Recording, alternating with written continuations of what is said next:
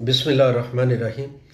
ناظرین کرام، مشرق وسطیٰ ایک بار پھر تاریخ کے نازک ترین دور سے گزر رہا ہے۔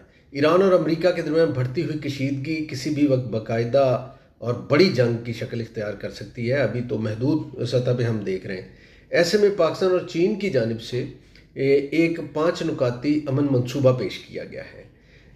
اس منصوبے کے حوالے سے جائزہ لینے کی ضرورت ہے کہ کیا واقعی یہ جنگ کو روک سکتا ہے یا یہ صرف ایک سفارتی کوشش ہے جو طاقت کی سیاست کے سامنے دم توڑ دے گی۔ آئیے ذرا تھوڑا سا گہرائی کے ساتھ ہی اس منصوبے کا جائزہ لیتے ہیں اور اس کے نکات جو ہیں ان کو بھی دیکھتے ہیں۔ اس کا پس منظر جو ہے منصوبے کا وہ کیا ہے اور ایران امریکہ کشیدگی کیوں ہے، اس حوالے سے جب ہم بات کرتے ہیں تو ماہرین کی طرف سے یہ نکات سامنے آتے ہیں کہ ایران اور امریکہ کے تعلقات جو ظاہر ہے اشروں سے کشیدہ ہیں، مگر حالیہ برسوں میں پابندیوں یعنی جو سینکشنز ایران پہ لگی ان میں شدت آئی ہے۔ پھر خلیج میں عسکری نقل و حرکت جو ہے اس میں اضافہ ہوا۔ اسرائیل اور ایران کے درمیان جو ہے پراکسی کشیدگی یہ بڑھی۔ پھر جوہری پروگرام پہ اختلافات ہیں، اس نقطے پہ امریکہ کی یہاں پہ مداخلت جو ہے وہ بڑھی۔ تو ان سب نکات کی وجہ سے یہاں پہ صورتحال انتہائی حساس ہو گئی۔ یہ صرف دو ممالک کا تنازع نہیں بلکہ اس کے اثرات پورے مشرق وسطیٰ کے حتیٰ کہ عالمی معیشت تک پھیل سکتے ہیں۔ پھر پاک چین 5 نکاتی یہ جو منصوبہ ہے، یہ ایران امریکہ تناظر میں اس کی کیا اہمیت ہے۔ تو اس منصوبے کا جب ہم اس پہلو سے جائزہ لیتے ہیں تو ہمیں پتہ چلتا ہے کہ اس منصوبے کو ایران امریکہ کشیدگی پر لاگو کریں تو اس کے نکات کچھ یوں کھلیں گے کہ فوری کشیدگی میں کمی آ سکتی ہے جسے ڈی ایسکیلیشن کہتے ہیں۔ امریکہ اور ایران دونوں کو فوری طور پر عسکری اقدامات سے روکنے کی اس میں اپیل کی گئی ہے۔ پھر مذاکرات کی بحالی کی بات کی گئی ہے کہ جوہری معاہدے جیسے پلیٹ فارمز کو دوبارہ فعال کرنا۔ تیسرا اس میں جو پوائنٹ ہے وہ علاقائی خود مختاری کا احترام ہے۔ کسی بھی ملک کی خود مختاری میں پاکستان اور چین چاہتے ہیں کہ مداخلت نہ ہو۔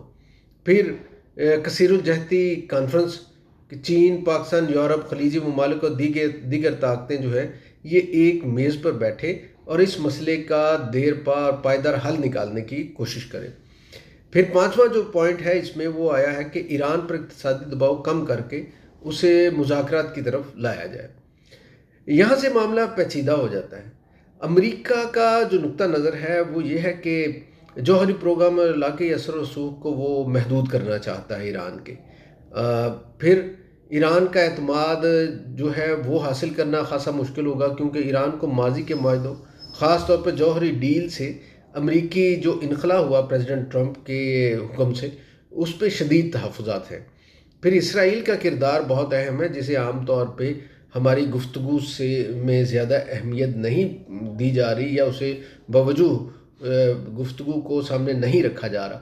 تو اسرائیل ایران کو سب سے بڑا خطرہ سمجھتا ہے اور کسی بھی نرمی کی مخالفت کر سکتا ہے۔ پھر خلیجی ممالک کی اپنی ایک پوزیشن ہے کہ سعودی عرب اور UAE جیسے ممالک بھی اس تنازع میں اہم فریق ہیں، ان کے لیے کچھ سیکیورٹی خدشات ہیں۔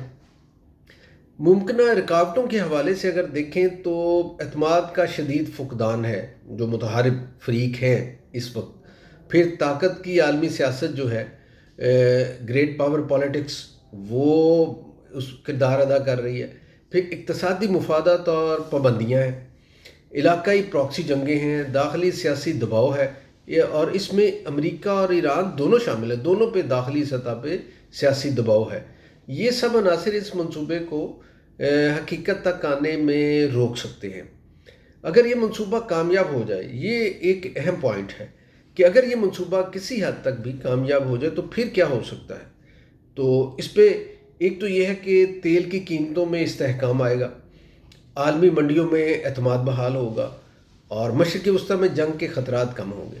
پاکستان اور چین بطور ثالث جو ہیں وہ دنیا کے نقشے پہ ابھریں گے اور خطے میں ترقیاتی منصوبوں خاص طور پر سی پیک جیسے اقدامات کو فائدہ ہوگا۔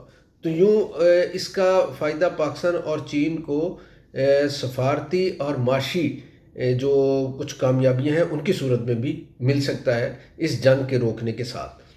اور اگر سب فریق مان جائیں تو اس میں بہت سے پہلو یہ بھی آ سکتے ہیں ایسے کہ امریکہ مکمل طور پہ اس منصوبے کو شاید قبول نہ کرے مگر جزوی حمایت اس کی طرف سے ممکن ہے۔ ایران اس میں دلچسپی لے سکتا ہے بشرط یہ کہ اس پہ جو پابندیاں عائد ہیں وہ نرم کی جائیں۔ چین اس کا سب سے بڑا حامی ہوگا۔ چین کی کردار اس حوالے سے بھی اہم ہے کہ وہ سلامتی کونسل کا مستقل ممبر ہے اور ابھرتی ہوئی عالمی طاقت ہے، اور دنیا کے بہت سے ممالک جو ہیں ان کی پالیسیز پہ چین کا اثر ہے اس وقت۔ اور پاکستان کی جہاں تک بات ہے کہ وہ اس میں ایک بڑا متوازن کردار ادا کر سکتا ہے کہ اسے امریکہ، ایران اور اس خطے کے جو خلیجی ممالک ہیں ان کے ساتھ پاکستان کا جو تعلق ہے وہ بڑا متوازن ہے۔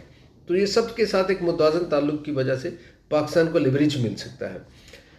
اور اس میں جو مزید اہم پوائنٹ ہو سکتے ہیں، میں یہ سمجھتا ہوں کہ اگر بیک چینل ڈپلومیسی کو ذرا زیادہ مؤثر انداز سے جاری رکھا جائے، اور توانائی کی جو سیاست ہے کہ ایران کی توانائی تیل، گیس اور عالمی طاقتوں کے لیے بہت اہم ہے، اس لیے معاشی مفادات امن کی طرف ہمیں راغب کر سکتے ہیں۔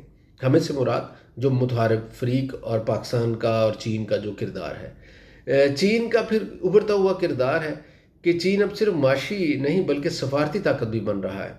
جیسا کہ سعودی ایران مفاہمت میں دیکھا گیا تو چین نے وہاں پہ ایک کردار ادا کیا، اور پاکستان کا ایک تصویراتی جو مقام اور سٹیٹس جو ہے وہ ابھر رہا ہے کہ پاکستان مشرقی وسطی، چین اور مغرب کے درمیان ایک پل بن سکتا ہے۔ تو ناظرین، ایران اور امریکہ کے درمیان ممکنہ جو جنگ ہے یہ صرف دو ملکوں کا معاملہ نہیں ہے، یہ پوری دنیا کے امن، معیشت اور مستقبل کا سوال ہے۔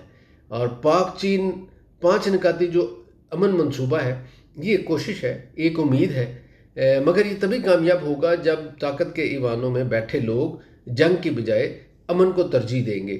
اور اس پہ سوال اٹھتے ہیں کہ کیا دنیا اس موڑ پر عقل سے کام لے گی یا ایک اور جنگ تاریخ کا حصہ بن جائے گی؟ اس پہ اپنی رائے اور کمنٹس ضرور دیجیے گا، اور ویڈیو پسند آئے تو لائک، شیئر اور سبسکرائب کرنا نہ بھولیں۔ اللہ حافظ۔